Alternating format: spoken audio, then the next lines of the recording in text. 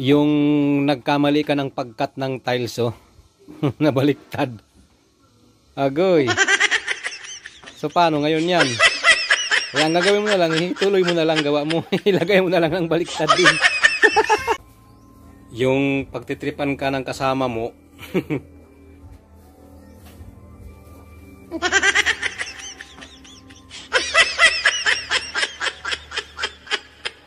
Talagang hindi mapaplastar yan kasi ano, tinukudan ba naman eh.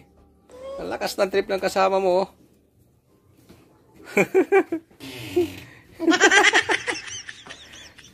Kahit anong gawin mo dyan.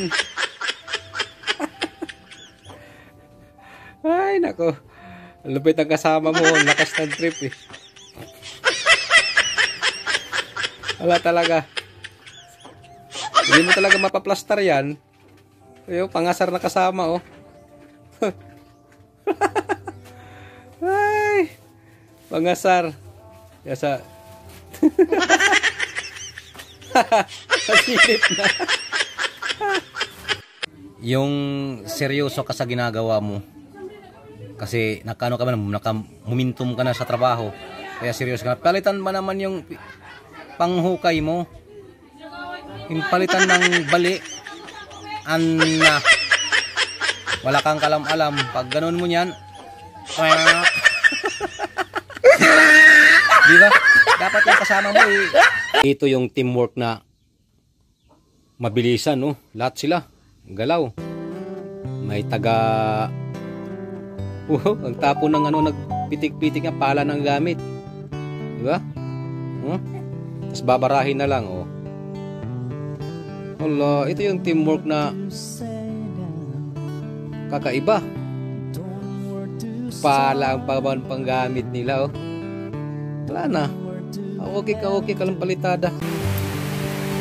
Ganito lang ang gawin nyo guys pag plastering nyo sa gilid tapos tamang-tamang sukat. Pag binara nyo na, gamitan nyo ng eskwala, oh. Saglit lang at saka diretsuhan na, pantay na yan sa gilid. Di ba? Oh, tingnan nyo. Diretso yan eh. Oh. Ganito lang style.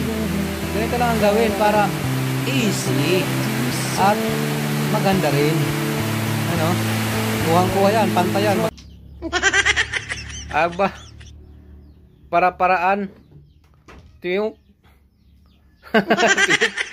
Ganyan lang yan ang puro ng ano. Purong simento na malabnaw ba? Oh, okay. Ayos din tong technique nila, oh. Yung pagbigay ng halo ba. Kala mo parang nagbabatol ng pom.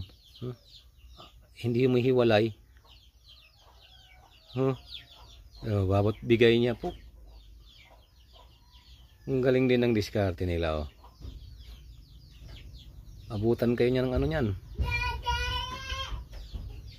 Hapon pag ganyan.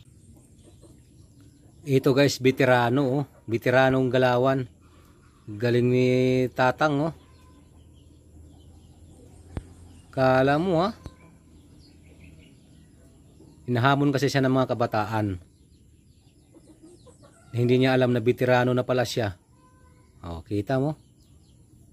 Rodila ang hawak, hagod niya talaga, oh.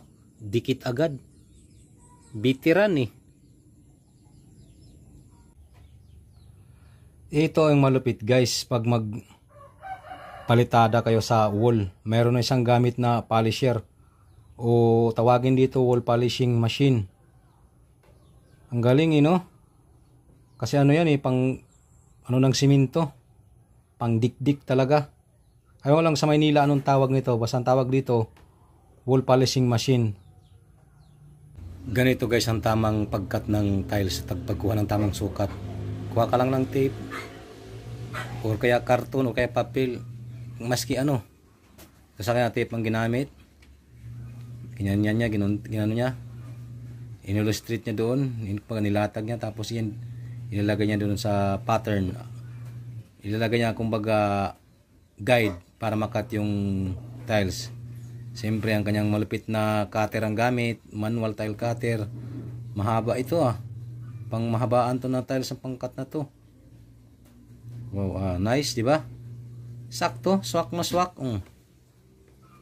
ayos. Pag wala kang tools, yan lang, papel lang.